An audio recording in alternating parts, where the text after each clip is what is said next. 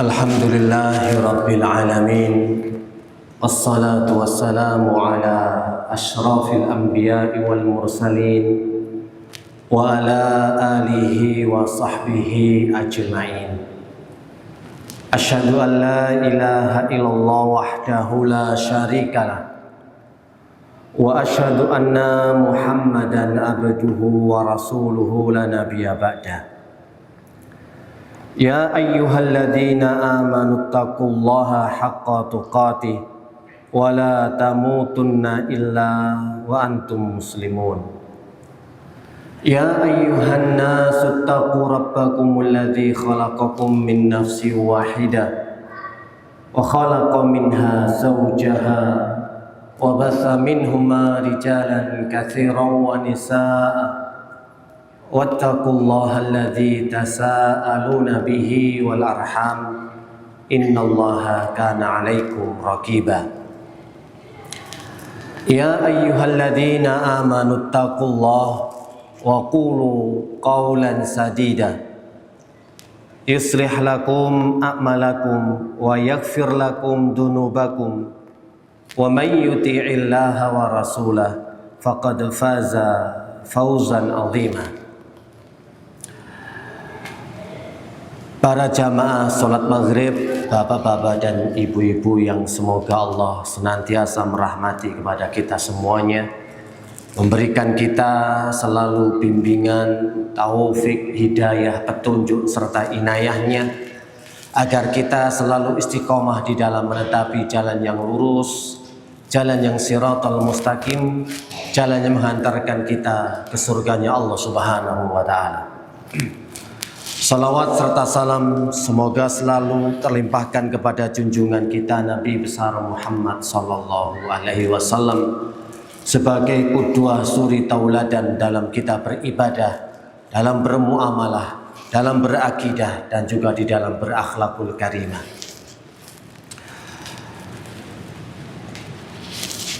Kaum muslimin yang dirahmati Allah Subhanahu wa Ta'ala, insyaallah kita akan membahas satu tema tentang membahas musuh nyata kita, yakni membahas tentang setan yang menjadi salah satu musuh yang terbesar bagi manusia. Allah Subhanahu wa Ta'ala berfirman di dalam surat Fatir ayat yang ke-6, Inna syaitana lakum aduun fattakhiduhu aduwa. Sesungguhnya setan itu adalah musuh bagimu, maka jadikanlah ia sebagai musuh. Di dalam ayat ini Allah menegaskan sekaligus memberikan informasi kepada kita bahwa kita itu punya musuh yang jelas, musuh yang nyata. Maka kita harus menjadikan mereka juga musuh. Minimal kalau kita menjadikan mereka musuh, kita belajar untuk mengetahui strategi cara mereka dalam mengganggu manusia. Ini harus benar-benar diabadikan oleh Allah Subhanahu wa Ta'ala, bahwasannya memang musuh yang paling halus, paling rumit dan paling berat di sini adalah setan. Makanya di tema kita nanti kita akan membahas setan itu mempelajari hati manusia, sehingga mereka itu tahu kemana condongnya hati mereka. Manusia itu condong kemana akan diketahui, diselidiki dengan jeli dan teliti, dicermati. Itu tugas mereka memang. Makanya ketika mereka sudah benar-benar dilaknat oleh Allah Subhanahu wa Ta'ala, dan kemudian tahu tempat mereka adalah pasti di neraka, maka mereka meminta satu permohonan kepada Allah Azza wa Jalla. Dan permohonannya ini adalah minta ditangguhkan, minta dipanjangkan umurnya untuk tidak diambil nyawanya sampai hari kiamat. Di dalam surat Shad, surat yang ke-38, ayat yang ke-79 sampai ayat 83.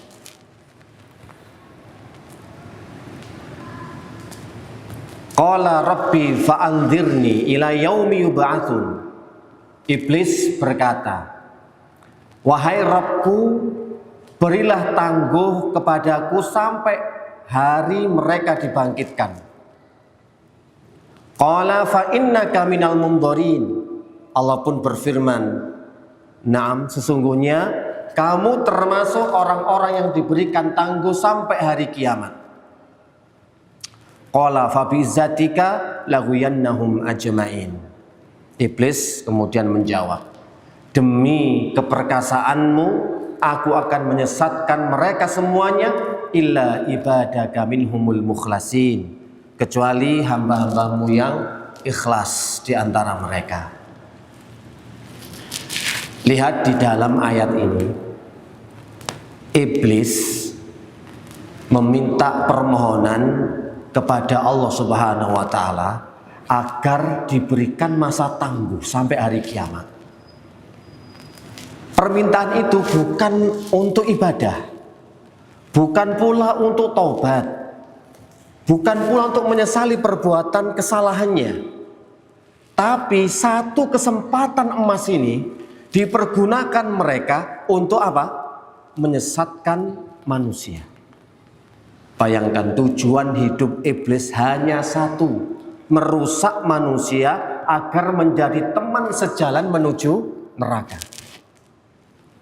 Ini bukan permohonan permintaan yang remeh, yang simple, tapi benar-benar dia juga mempertaruhkan tempatnya di neraka.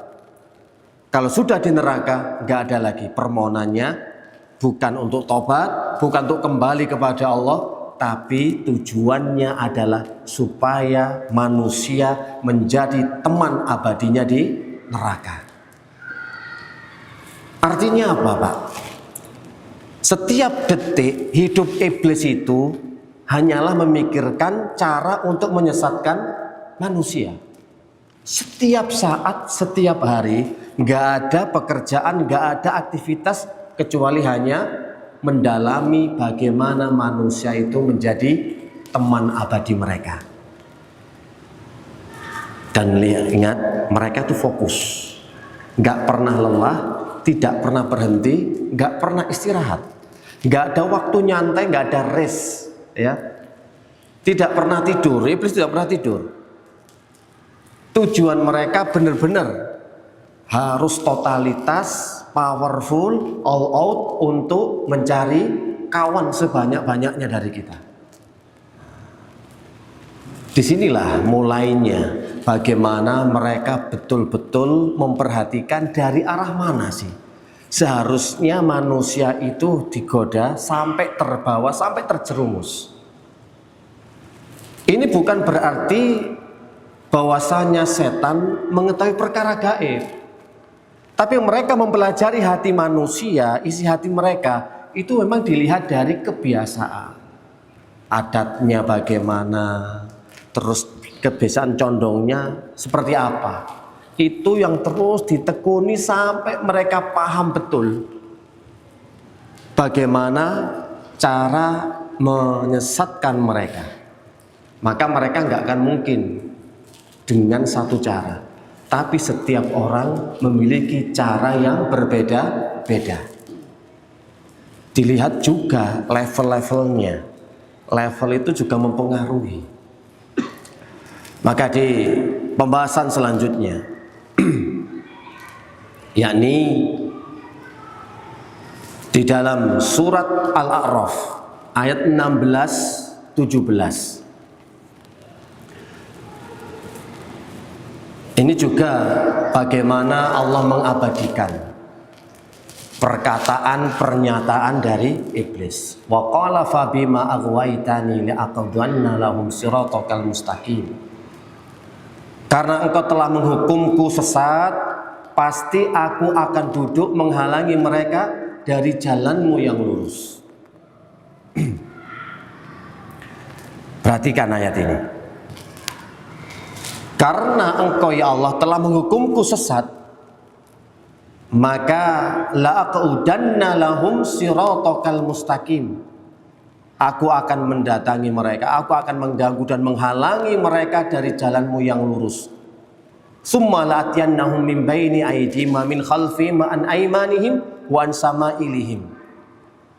Kemudian aku akan mendatangi mereka dari arah kanan, dari arah kiri, dari depan, dari arah belakang, dari segala penjuru, sampai engkau akan mendapati kebanyakan mereka termasuk hamba-hamba yang tidak bersyukur.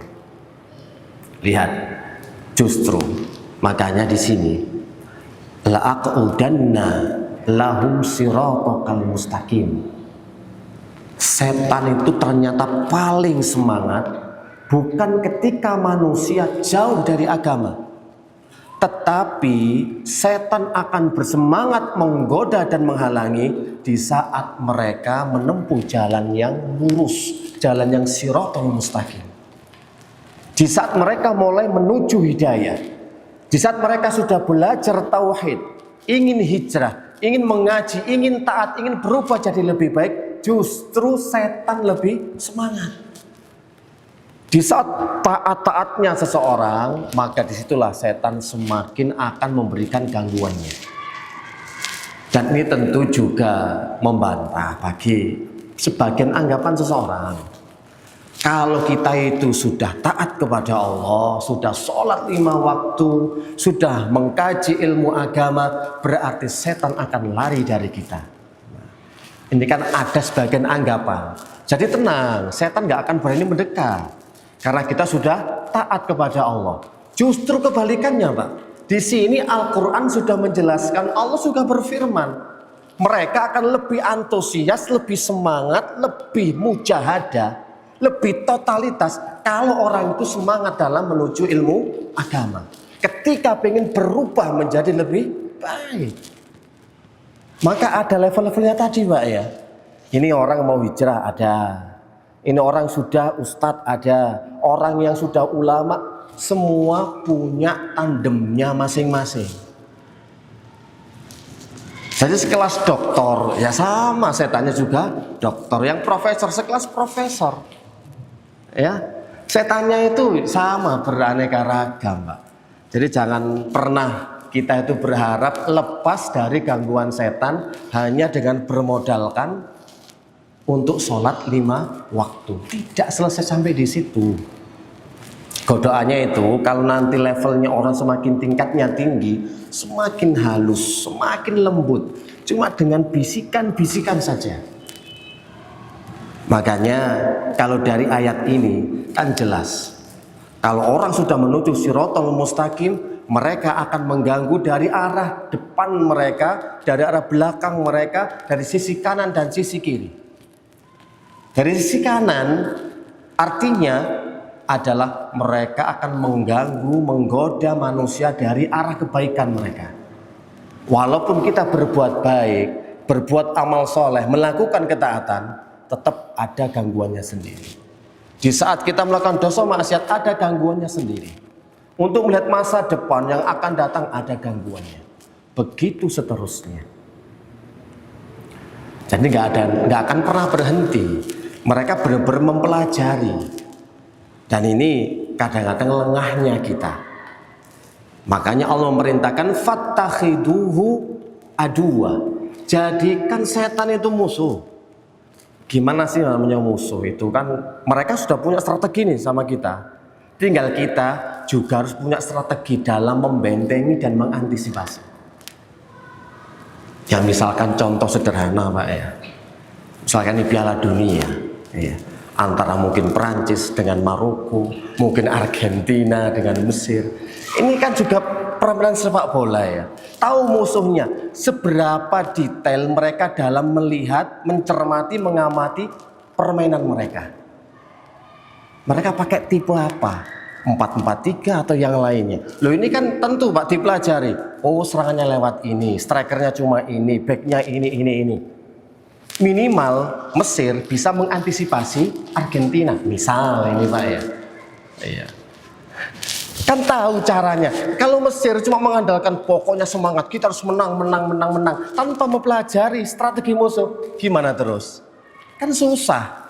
Ya kebobolan terus nantinya kalau tanpa memperhatikan strategi dari musuh. Sama Pak kita sekarang. Kembali lagi kepada setan dan iblis. Mereka nggak pernah berhenti, setiap saat, setiap detik selalu mencermati bagaimana agar bisa menggoda kita. Kita kan santai-santai. Setan, oh ya setan.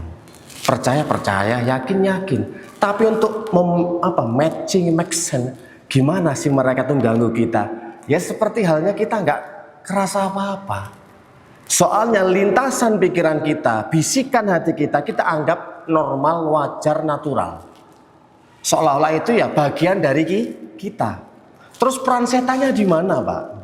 Padahal mereka suka memberikan was-was terus. Nah kalau kita nggak ngerti, ya begitulah. Kita anggap mereka itu jauh. Itu nggak nyata.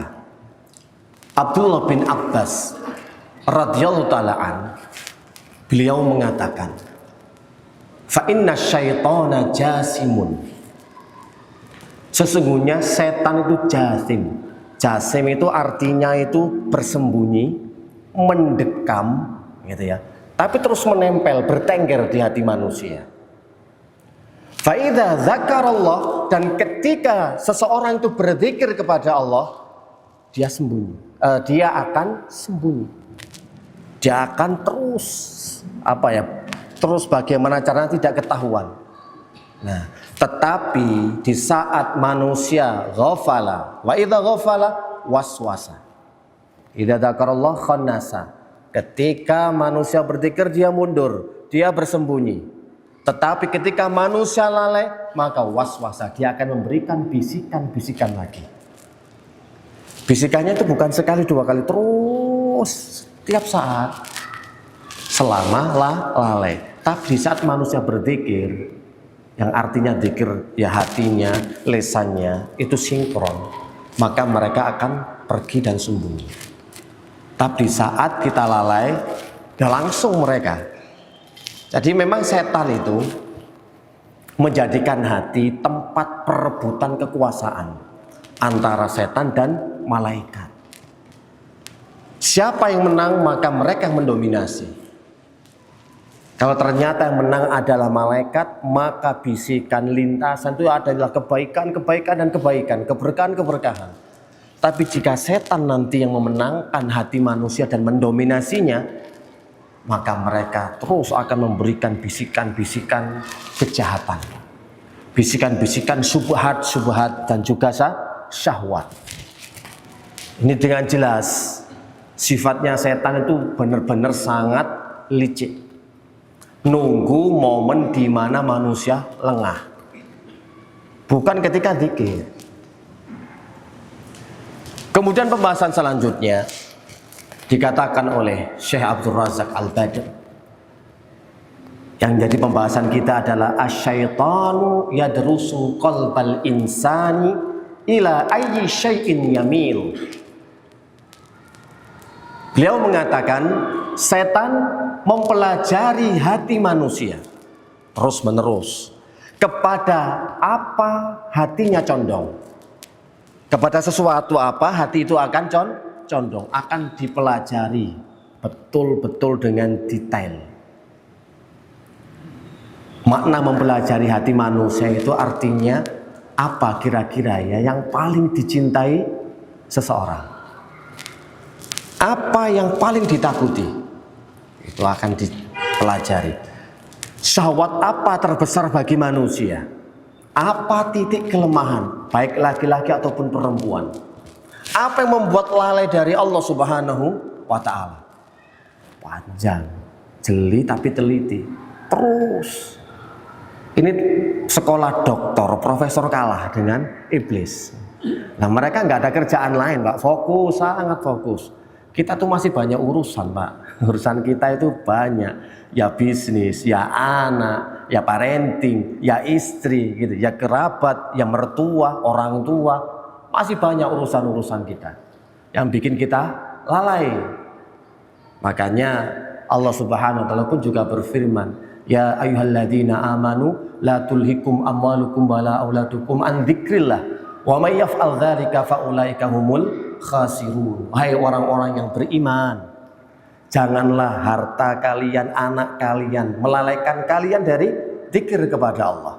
Barang siapa yang berbuat demikian, maka kalian termasuk orang-orang yang merugi. Diingatkan kembali, kesibukan seperti itu melalaikan Allah. Ya, kesibukan anak, kesibukan harta, mencari uang, melalaikan. Supaya ingat, karena pas waktu lalai, setan akan menyergap. Oleh karena itu,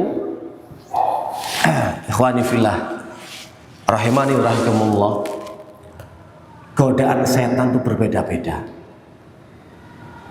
Ada orang yang digoda lewat wanita. Ada orang yang digoda lewat harta. Ada orang yang digoda lewat popularitas. Ada juga yang digoda lewat follower, pengikut. Ada juga yang digoda lewat amarah, lewat kesedihan, bahkan lewat ibadahnya sendiri. Maka setan mencari celah paling efektif untuk menjatuhkan seorang hamba, untuk menjauhkan seorang hamba dari Allah Subhanahu wa taala. Cari cara yang paling efektif. Artinya setan itu datang dari semua arah sesuai dengan kondisi manusia. Sebagai contoh, Pak, kalau orang itu misalkan seneng ibadah, gitu ya, setan itu tidak akan menghalang-halangi dia ibadah. Seneng amal soleh, dibiarkan sama setan, tapi dia cari celah. Jadi kalau orang itu suka sholat malam, membaca Al-Quran, suka sedekah, ya, suka berzikir, maka ya sudah, dia tidak akan menghalangi dia untuk beribadah. Cuma diberikan was-was, disusupi, supaya coba posting ibadahmu, amalmu, supaya seperti orang ahli, gitu ya. Biar orang tahu kamu itu ahli ibadah. Biar orang itu mengakui kamu itu puasa sunnahnya rajin. Itu aja yang dibuat setan. Jadi dibiarkan. Dia nggak mau yang langsung langsung berperang dengan manusia. Dilihat di pintu mana sih kesukaan manusia ini. Oh, senang ibadah, biarkan. Cuma sisipkan dalam hatinya, biar dia ria, biar dia gila pujian, biar muncul sifat ujubnya, biar muncul sifat meremehkan orang lain dan merasa tinggi besar hati. Nah, itu perangkapnya setan. Makanya asyaiton yadrus qalbal insan. Manusia mempelajari hati manusia. Jadi kalau orang yang sudah gemar ibadah, dibiarkan sama setan. Tinggal dorong saja. Terus ibadah aja. Yang penting ingat, kita itu butuh validasi. Gitu. Biar orang anggap kita itu orang yang alim. Karena memang tabiat manusia, kalau kita sudah ibadah, rasanya nggak enak, nggak sempurna kalau dikasih tahu kepada orang lain. Baik lewat instastory, baik lewat status, atau lewat yang lain-lainnya.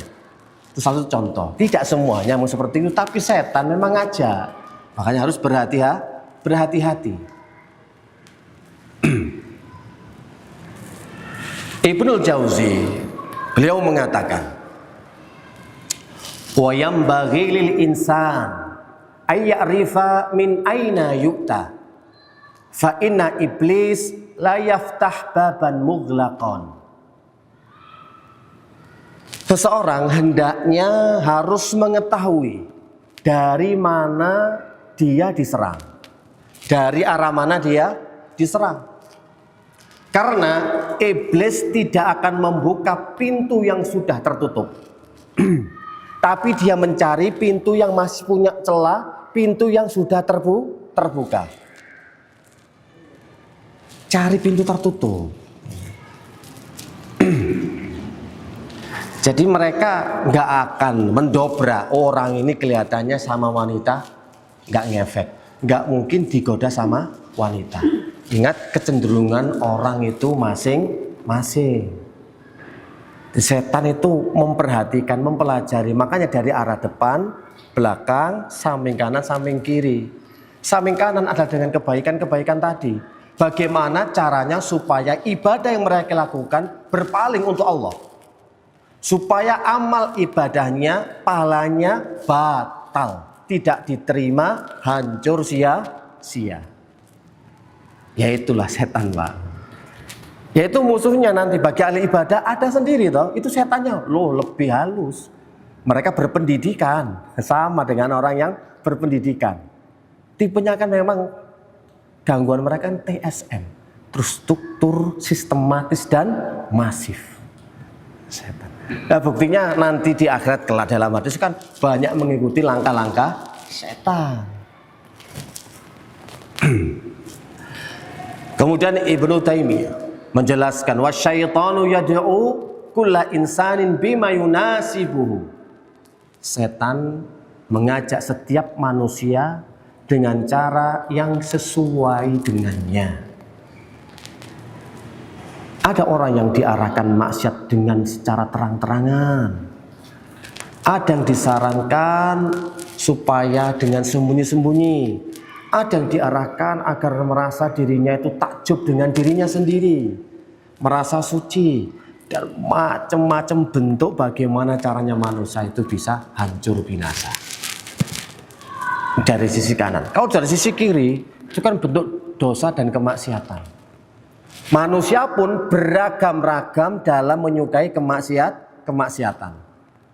Orang yang suka minum, mabuk-mabuk, dan gak suka dengan wanita, tentu kalau ditawar wanita untuk berzina, dia tidak akan ngefek. Dia kuat. Karena memang bukan itu titik lemahnya. Bukan itu pintu masuknya. Dengan cara yang lain. Orang ini digoda dengan wanita, walaupun secara keumuman laki-laki itu fitnah terbesarnya adalah wanita. Tapi tidak setiap laki-laki akan ambruk, akan hancur, akan tunduk ketika digoda wanita. Bisa jadi dengan popularitas. Milih pokoknya. Makanya dilihat Pak, pintunya kan dilihat.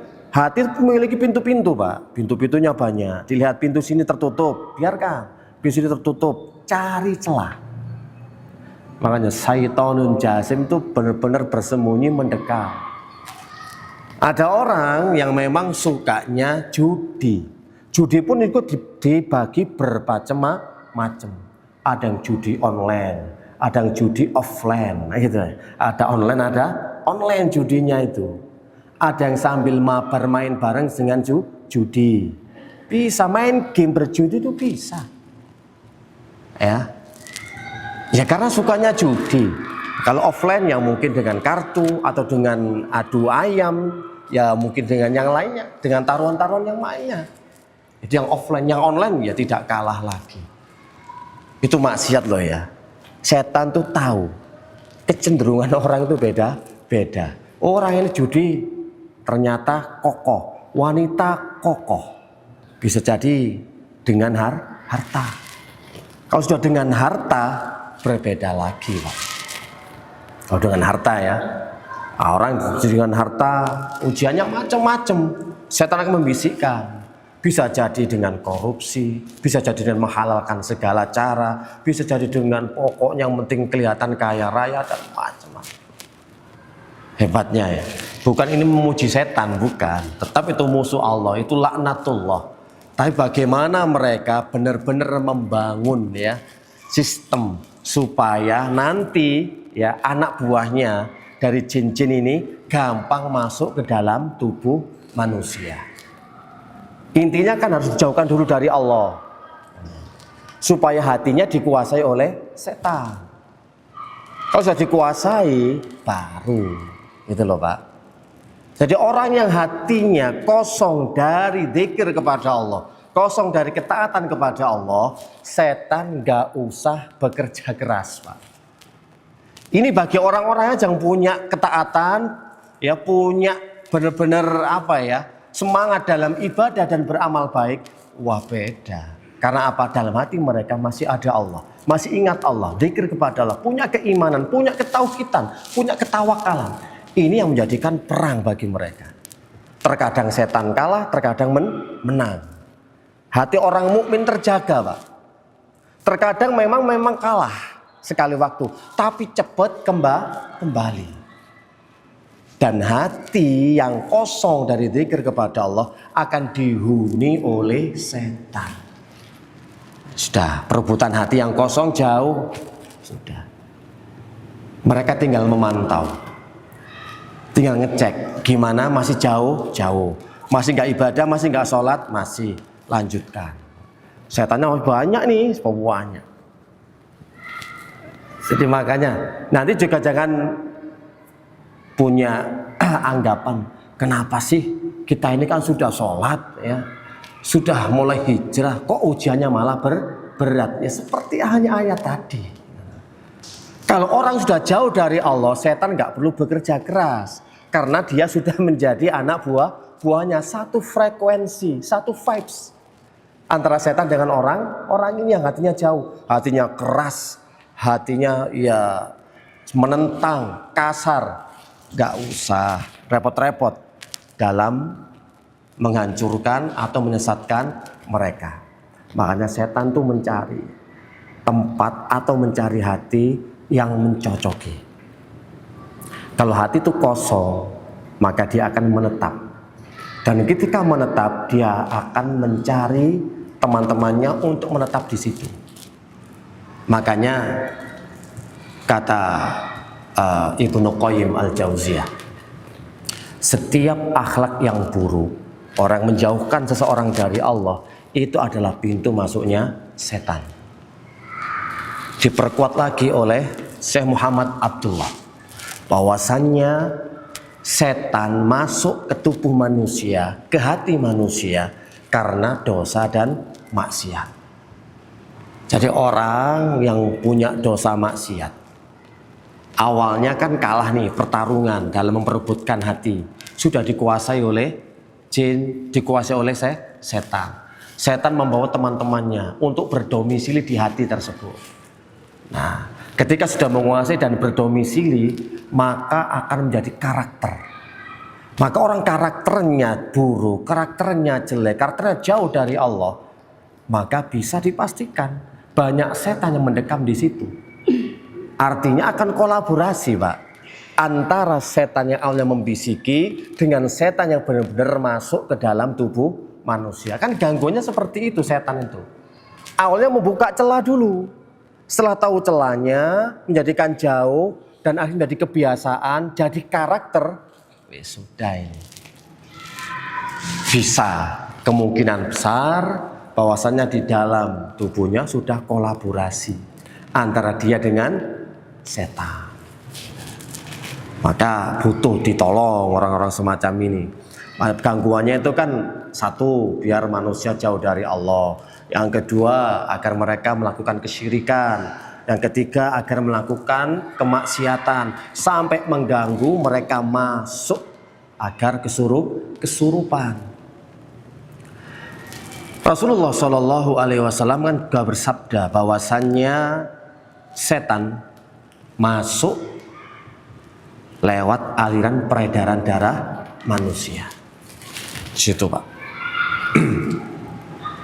Ini hadis yang sangat umum ya. Inna syaitana yajra min ibni Adam majrad dam.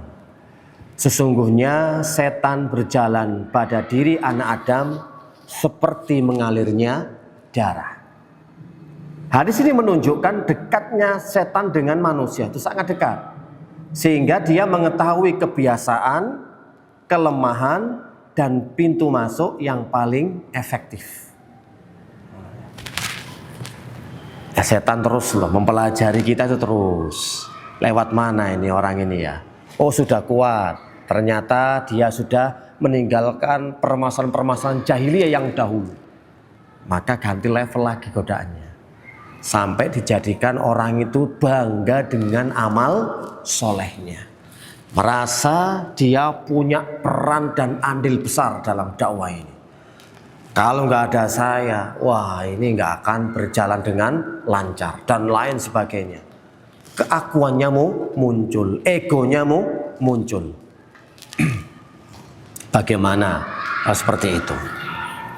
Maka jika seseorang dalam beraktivitas, di dalam beribadah, maka sesungguhnya setan selalu memperhatikan dari yang mulai gangguan terkecil sampai terberat akan dilancarkan oleh mereka, dan mereka juga tidak akan tanggung-tanggung, bahkan juga akan menjadikan fisik manusia sakit gitu ya, atau bahkan gangguannya lagi lebih ekstrim ya, bisa sampai ke ODGJ. Karena apa? Terlalu banyaknya masalah versi dia ya.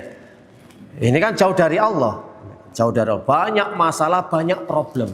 Sedangkan dia tidak kembali kepada Allah, lebih menyandarkan kepada dirinya sendiri. Dia pikir, dia cari solusi, cari relasi, ternyata tidak menemukan solusi, tidak menemukan jalan keluar. Nah, setan pun datang sampai membisiki, sudah berangkat saja, bunuh diri. Memang kehidupan ini sangat kejam, gitu. Nggak ada orang yang peduli lagi sama kamu. Dibikin mendramatisir. Nggak ada lagi siapa di antara saudaramu, di antara temanmu. Ketika kamu jatuh, ketika kamu bangkrut, ketika kamu sudah tersungkur, siapa yang jadi temanmu? Nah, sampai dibisiki, itu bisikan setan loh Pak. Orang suruh bunuh diri, siapa? Kalau bukan yang membisiki adalah setan. Tapi orang akan beranggapan itu adalah lintasan atau hati kecil atau hati nurani. Ikuti aja apa kata hati. Berjalan, ternyata di tengah-tengah rel kereta api langsung amblas. Banyak kisah-kisah kan seperti itu. Jadi orang berputus asa itu paling mudah untuk dijadikan teman oleh setan. Jadi setan mempelajari hati itu, mereka karena sangat berpengalaman. Sejak Nabi Adam alaihissalam hingga hari kiamat, mereka mengamati manusia, pergerakannya. Ia memperhatikan, apa sih yang membuat dia marah itu apa? Apa dosa yang paling mudah dia lakukan? Kemudian apa yang sering jadi lintasan pikirannya? Ternyata lintasan pikirannya itu Pak, sering ngelamun, seandainya aku jadi CEO. Kayak gitu. Terus kan geleyang Pak. Jadi gak usah kerja, tapi uang terus ngalir. Kalau orang biasanya kerja 29 hari, gajinya sehari 1 bulan, pengen dibalik. Ya, dibalik. Jadi kerjaannya cuma sehari, gajiannya 29 hari. Ini kan sudah pengen jadi CEO. Nah itu kan tahu arah-arahnya setan. Orang ini karena banyak pikiran, pengen kaya nggak bisa, sudahlah pakai cara pesugihan. Kan itu juga dari bisikan setan. Siapa membisiki dia untuk melakukan penglaris, untuk pesugihan? Ya setan. Nggak ada lagi. Dari pengamatan itulah setan mengetahui kecenderungan hati, bukan karena mengetahui perkara gaib. Maka kalau seseorang itu sangat cinta harta, setan tidak lagi banyak menggoda lewat zina, tidak membisikkan kikir, tidak membisikkan korupsi. Tapi kalau seseorang itu mencintai popularitas, setan akan menghiasinya dengan ingin dipuji. Sedih kalau tidak diapresiasi Pak. Dia amal, dia action, tapi nggak diapresiasi, galau dia itu, kayak nggak dianggap. Ya kan pinternya setan. Kemudian ketika ada orang ngomong jadi baper gitu Pak. Jadi terbawa perasaannya. Orang baperan, tahu setan tuh ngerti. Oh dari ini kuat, ini kuat. Dari segi hatinya aja lah, mudah tersinggung atau baperan. Kan gampang bagi setan. Ternyata ada lagi. Kalau lewat ini bisa, mampu, dan keluar lagi pemenang, mungkin lewat berburu sangka. Ada lintasan. Oh, prasangka buruk. Kenapa sih orang seperti ini? Ini kan gampang sekali bagi saya, setan. Orang itu kecenderungannya kalau melihat sesuatu itu pengennya dibawa ke hal negatif aja. Misalkan kita nih contoh WA teman kita nggak dijawab-jawab, itu sudah pasti ya pikiran negatif yang muncul. Orang ini kok jadi sombong, orang ini kok nggak care lagi, nggak respect sama saya gitu. Kalau belum tentu dia itu sibuk, mungkin lagi kajian dan lain sebagainya. Itu kan gampang, setan langsung masuk nyusup serut. Sudah, dia tuh nggak suka sama kamu gitu. Dia tuh meremehkan kamu. Satu, nyapa assalamualaikum, diem. Padahal orang ini banyak urusan ya. Wes lewung galau pusing gara-gara apa Pak? Banyak masalah, trouble gitu. Sehingga nggak fokus. Ketika disapa dengan salam assalamualaikum, dia kelihatannya diem aja. Sudah disapa, kita tuh senyum, kita sudah assalamualaikum, dia tetap cemberut, mententeng ya Pak. Terus gimana coba? Kita yang meresponnya seperti apa? Oh, wong iki berarti orang ini nggak suka sama saya. Oh, orang ini meremehkan saya. Oke, mulai detik ini, saat ini nggak akan kusapa lagi kamu. Karena wajahmu kecut. Saya sudah manis nih, sudah senyum, tapi kamu masih kecut. Setan datang lagi membisikkan. Ini namanya orang baper itu kan gitu Pak. Dibuat baper. Jadi permasalahan-permasalahan sepele, permasalahan kecil dibesarkan. Ya itu senengannya setan Pak. Lewat itu. Bukan masalah besar ini, bukan masalah syirik. Bukan masalah menghamba menyembah selain Allah. Enggak. Cuma sekedar WA gak bales. Cuma sekedar salam gak dijawab. Tapi pikirannya sudah kemana-mana. Overthinking. Coba siapa ini? Harusnya orang itu kan disuruh berprasangka yang baik, ngasih udzur gitu. Jadi harus memaafkan kesalahan saudaranya. Ini nggak akan ada, ini ilmunya sudah hilang. Pokoknya sekali dia mengucapkan salam nggak respon, sudah kemana-mana. Apalagi orang cinta popularitas. Sudah berangkat kemarin haji, pulang nggak dipanggil apa, nggak akan noleh. Dipanggil Pak Dok nggak noleh. Belum tahu kita itu haji furoda kok nggak dipanggil apa. Setan kan pinter. Loh, kedudukan ke furoda. Bahkan saya ini juga mutawif. Lah gimana terus Pak? Ternyata kok disapa cuma Pak, monggo itu Dok, ya sudah. Diabaikan sudah, ketemu lagi nggak bakal disapa. Itu kan nama cinta pujian, cinta popularitas dan lain sebagainya. Kemudian jika seseorang mudah marah, setan akan terus meniupkan emosi hingga ia memutus silaturahmi, mencaci, bahkan berbuat zalim. Orang kalau memang hobinya marah, sukanya marah, dengan urusan apa saja gampang tersulut Pak.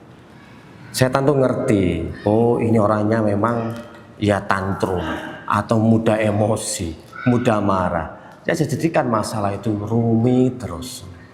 Bagaimana akhirnya supaya memutus silaturahmi? Gara-gara marah. Bagaimana dia akan mengucapkan kata-kata kotor? Itu kan yang menang setan semua. Emosi itu kan harus ditahan. Sampai pernah kan dalam hadis riwayat Bukhari Muslim, ada dua orang di sisi Nabi saling mencela, saling mencaci, saling memaki. Kemudian Rasulullah mengatakan, maukah aku tunjukkan, jika dia melakukan hal tersebut maka redah apa yang dialaminya. Satunya mulai marah Pak, urat-urat lehernya mulai membesar ya. Kemudian mukanya, wajahnya memerah. Maka Nabi pun mengatakan, mau enggak supaya hilang dari rasa itu? Suruh ta'awud. A'udzubillahi minasyaitonirrajim, biar marah itu reda. Jadi di sini Setan benar-benar mempelajari manusia dari arah mana saja. Saking giatnya Pak, saking kuat semangat azamnya supaya manusia itu menjadi teman mereka. Makanya jangan sampai kita punya anggapan santai-santai sudah. Pokoknya kita yang penting tawakal kepada Allah. Betul Pak, tauhid kepada Allah benar. Tapi setidaknya kita harus bisa mengantisipasi dari arah mana saja mereka menggoda. Lebih-lebih lagi bagi ahli ibadah, sudah bukan kemaksiatan yang jelas yang nampak yang menjadi gangguan mereka, tapi sudah masalah hati. Hati ini sesuatu yang berharga bagi setan. Karena hati ini Pak adalah raja. Nah, setan kan preman. Dia akan ambil, dia akan kuasai rajanya. Nanti anak buahnya, prajuritnya kan ikut semua Pak. Anggota badan ini Pak, kepala, pikiran, tangan, kaki, semua jasad anggota tubuh ini adalah anak buah prajurit dari hati. Maka yang dikuasai, yang diserang oleh setan adalah hati. Kalau sudah ditangkap hatinya, sudah dikuasai, yang lain tinggal ngikut. Kalau hati itu senang terus berprasangka buruk, ya dibuat seperti itu akhirnya lesannya. Banyak orang yang berprasangka pasti nanti ada dosa lanjutannya Pak. Pasti ada dosa lanjutannya. Makanya kan di dalam surat Al-Hujurat, ya ayyuhalladzina amanu ijtanibu katsiran minadh-dhon. Hai orang-orang beriman, jauhilah yang namanya prasangka. Sudah bisa Pak?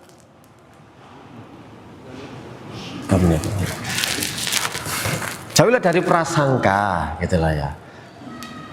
Dan juga karena prasangka adalah al-itsm, ismun, dosa. Kemudian jangan ikuti wala tajassasu wala yaktab ba'dukum ba'dha. Orang kalau sudah prasangkanya buruk akan merembet ke dosa yang namanya tajassus, mencari kesalahan. Terus nyari-nyari. Setelah nyari-nyari kesalahan gak puas untuk dia miliki sendiri informasi itu, dia akan share. Dia akan berbagi informasi kepada yang lain yang namanya ghibah. Dosanya akhirnya beruntun dari mulai suudzon, kemudian tajassus sampai terjadi ghibah. Berentet dosa terus. Memang, maka salah satu cara upayanya memang kita harus mempelajari cara mengantisipasinya. Salah satunya adalah dengan dzikir pagi petang. Itu tameng paling kuat ini Pak. Dzikir pagi petang. Kemudian jaga hati, belajar tazkiyatun nufus. Karena hati menjadi target utama bagi setan. Dan nanti yang juga bermanfaat, yauma la yanfa'u malun wala banun illa man atallaha biqalbin salim. Tidak ada lagi bermanfaat yang namanya harta, namanya anak, kecuali orang yang membawa hati yang selamat di hadapan Allah Subhanahu wa ta'ala. Jadi Allah yang dilihat bukan juga amal kita kecuali adalah hati, bukan fisik kita kecuali hati. Semoga apa yang disampaikan bisa bermanfaat. Mengakhiri subhanakallahumma wa bihamdika asyhadu an la ilaha illa anta astaghfiruka wa atubu ilaik. Assalamualaikum warahmatullahi wabarakatuh.